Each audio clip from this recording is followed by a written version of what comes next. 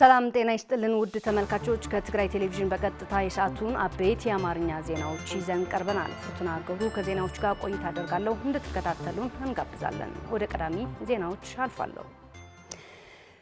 የህዝብ ሉዓላዊነት ስልጣን የሆነው ምክር ቤት ወደ ስራው እንዲመለስ በህወሓት ለተላለፈው ውሳኔ እንደሚደግፉና ለተግባራዊነቱ ሁሉም አቅማቸው ተጠቅመው እንደሚሰሩ በየደረጃው የሚገኙ የህወሓት አመራርና አባላት አስታወቁም። ህዝባዊ መንግስታችን ሉዓላዊነታችንን ለማረጋገጥ በሚል መሪ ሐሳብ በከተማዎች ወረዳዎችና ተቋሞች እየተካሄዱ ያሉ መድረኮች ሰላም በመምረጥ መስዋዕት እየከፈለ ላለው የትግራይ ህዝብ በኢትዮጵያ መንግስት እየተካደና በፕሪቶሪያ ውል ተጀምሮ የነበሩ በጀት፣ ነዳጅ፣ ደሞዝና የባንክ አገልግሎቶች እንደተቋረጡ አሳይቷል። የኢትዮጵያ መንግስት የትግራይ ህገ መንግስታዊ መሬት ከማረጋገጥና በስቃይ የሚገኙ ተፈናቃይ ወገኖች ወደ ቀያቸው ከመመለስ ይልቅ የፕሪቶሪያ ውል በመጻረር ታጣቂዎች በማደራጀት ጦርነት ቀስቃሽ ተግባራት እየፈጸመ መምጣቱን እንገነዘባለን የሚል መልእክትን ያስተላለፉ አባላቶቹም ህወሓት ያስተላለፈው ምክር ቤት ወደ ቦታው የመመለስ ውሳኔ እንደሚደግፉ ከተለያዩ የትግራይ ከተማዎች የተገኘ መረጃ ያሳያል። የህዝባዊ ወያነ ሓርነት ትግራይ ማዕከላዊ ኮሚቴ በቅርብ በአክሱም ከተማ ባስተላለፈው ውሳኔም የህዝብ ሉዓላዊነት ስልጣን መገለጫ የሆነው ምክር ቤት ለሰላም ሲባል በይደር ከነበረበት ወደ ስራ እንዲመለስ መወሰኑ ይታወሳል።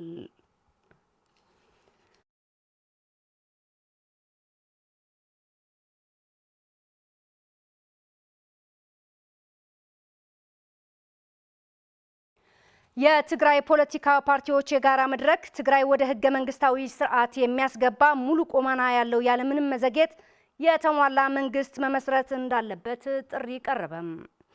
የኢትዮጵያ መንግስት ለትግራይ ጊዜያዊ አስተዳደር በሁለቱም ተፈራራሚዎች አካል ይቋቋማሉ የሚለውን የድርድር ድንጋጌውን በመጣስ ከፕሪቶሪያው ስምምነት በፊት የነበረውን አዋጅ ተጠቅሞ በተናጠል ውሳኔ ሹመት በአንድ ወገን በመሾማቸው ስምምነቱ ሙሉ በሙሉ አፍርሶታል ያለው የትግራይ የፖለቲካ ፓርቲዎች የጋራ መድረክ ስምምነቱን በማፍረስ የትግራይ ህዝብ በማጥፋት የሚጠየቀው የብልጽግና ስርዓት ብቻ መሆኑን አመላክቷል። ታደሰ ልጃለም የጋራ መድረክ መግለጫውን ተመልክቶታል።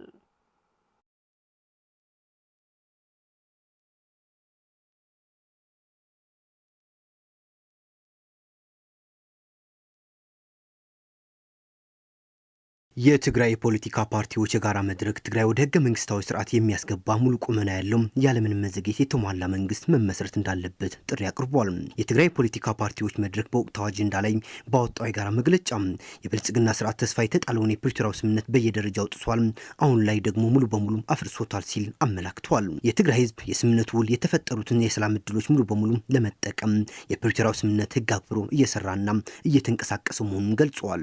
የትግራይ ፖለቲካ ፓርቲዎች መድረክ ህወሓት፣ ባይቶና፣ አክሱማዊ ዋዕላና አሲምባ በጋራ በሰጡት መግለጫ የተፈናቀሉና የሰደዱ ወገኖች ወደ ቀያቸው እንዳይመለሱ በመከልከል ብሎም የትግራይ ሉዓላዊነትና ግዛት አንድነት እንዳይረጋገጥ እንቅፋት በመፍጠር የስምምነቱ ቁልፍ ድንጋጌዎች ጥሷል ብሏል በመግለጫው። ከዚህ በተጨማሪም በወራሪ ኃይሎች ስር የሚገኙ ህዝባችን ማንነቱና ራስን በራስ የማስተዳደር መብት እንዲጣስ በማድረግ እያጠፋቸው ይገኛል። ስለዚህም በአፋር በጸለምትና በምዕራብ ትግራይ የትግራይ የሚወጉ ኃይሎች በማደራጀት በማስታጠቅና በማሰማራት የፕሪቶሪያ የተኩስ አቁም ስምምነት ድንጋጌዎች በቀጥታም ሆነ በተዘዋዋሪ ጥሷል፣ ጦርነት በመክፈትም አፍርሶታል ሲል የትግራይ የፖለቲካ ፓርቲዎች የጋራ መድረክ በመግለጫው አክሏል።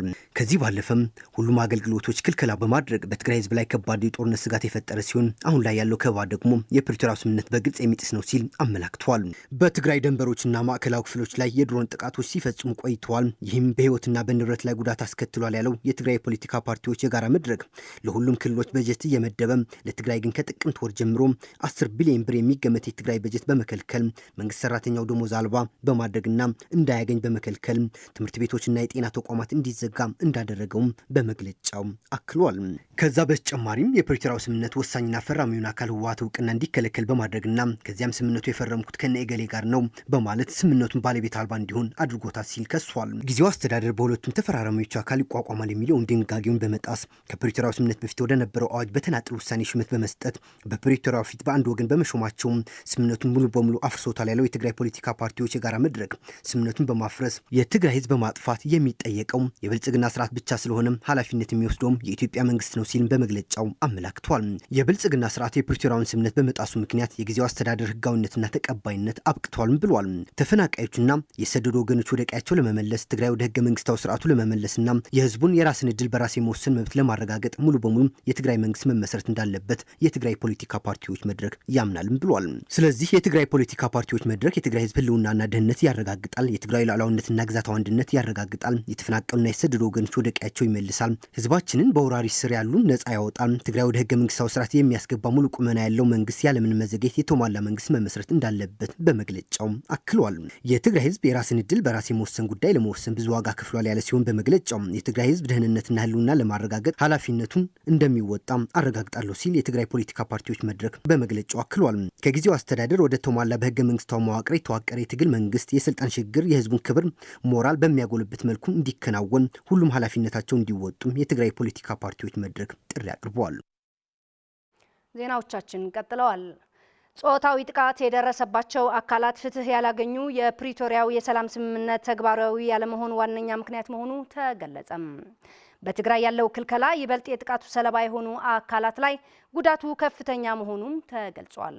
ሙሉ ብርሃን ዳርጌ አዘጋጅተዋለች።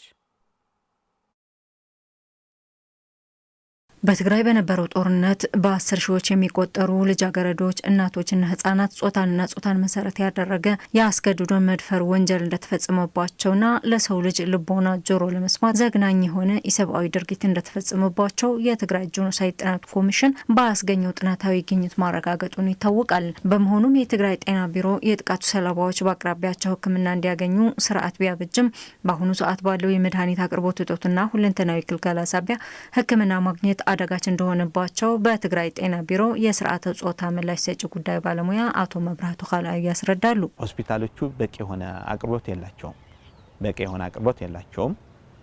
ይህን እንደገና ምንድነው በተለይ ፖለቲካው ትንሽ አይደለም፣ በትልቁ ተጽዕኖ ፈጥረዋል። ካሽ የለም፣ መድኃኒት የለም። መድኃኒት ሳይኖር ሲቀር ምን እንደሚደረጉት ወደ ውጭ ሄዳችሁ ግዙ ነው የሚባሉት። ወደ ውጭ ሄዳችሁ ግዙ ሲባሉ አቅም የላቸውም። በትግራይ ያለው ሁለንተናዊ ክልከላ ይበልጥ ጾታዊ ጥቃት የደረሰባቸው ላይ ከባድ መሆኑን የገለጹት አቶ መብራቱ ኻላዩ ድርጊቱ አካላዊና ስነ ልቦናዊ ጠባሳን ጥሎ ያለፈ እኩይ ድርጊት መሆኑንም ገልጸዋል። እንደ ትግራይ እንደ ህዝብ የግልጋሎት ክልከላ አለን አይደለ? በርዶን ግን የበለጠ የባሰ የሚያደርገው ሰርቫይቨር ላይ ሲሆን ከመደፈር በዘለለ ብዙ ነገር ብረት፣ ሶፍት፣ የሃይላንድ ክዳን፣ እባብ ሳይቀር ነው አይደለም ማህፀናቸው የተከተተባቸው። ፍትህ ያላገኙት የጥቃቱ ሰለባዎች በፕሪቶሪያ የተፈረመው የሰላም ስምምነት መሰረት ተግዳሮት መሆኑን አሁን ላይ ያንዣበበውን የጦርነት ድባብ ስጋት እንዳለ የገለጹት አቶ መብራቱ በመሆኑም በትግራይ ፍትህና ተጠያቂነት እንዲረጋገጥ ሁሉንም አደራዳሪ አካላት ሚናቸውን ሊወጡ እንደሚገባ አመላክተዋል። የጦርነት ጥላ አንዣብበናል በአሁኑ ሰዓት እንደ ማህበረሰብ ሰው ቅድም ስንለው እንደነበረ ሁሉ ሰው ሰላም መሆን አለበት። በተለይ ዋናውን ነገር በአሁን ሰዓት ችግር የሆነብን የፕሪቶሪያ አግሪመንት ሙሉ በሙሉ ኢምፕሊመንት አለመሆኑ ነው። ማለት ያንን ኢምፕሊመንት ቢደረግልን ሌላ ስጋትም አይኖርብንም ነበር። ፕላስ አሁን ችግር ሆኖብናል ያልነው ነገርም አይደርስም ነበር ብዬ አስባለሁ።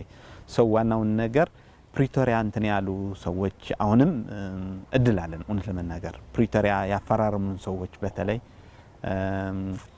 የአፍሪካ ዩኒየንም የአሜሪካ መንግስትም የአውሮፓ ህብረትም ሌሎች የሚመለከታቸው ወደ ድጋሜ ጦርነት እንዳንገባ ወደ ድጋሜ እልቂት እንዳንገባ ቢያግዙን። አክለውም ጾታዊ ጥቃት የደረሰባቸው አካላትን መርዳትና ጤናን መሰረት ያደረገ በጎ ስራን መስራት ከፖለቲካ ውጭ መሆኑን በመረዳት በጎ አድራጊ አካላት አስፈላጊውን ድጋፍ እንዲያደርጉላቸውም ጥሪ አቅርበዋል።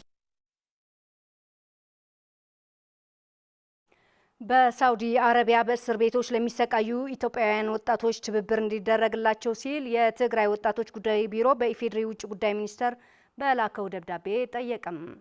ከተለመደው ለየት ባለው ሁኔታ በተለያዩ የሳውዲ አረቢያ እስር ቤቶች ከ200 በላይ የትግራይ የአማራና የኦሮሞ ተወላጆች በጅምላ ሞት ፍርድ ተፈርዶባቸው ዕለተ ሞታቸው እየተጠባበቁ እንደሚገኙ መረጃዎች መገኘታቸውም ቢሮው አረጋግጧል። ማዛ መኮንን ተጨማሪ አላት።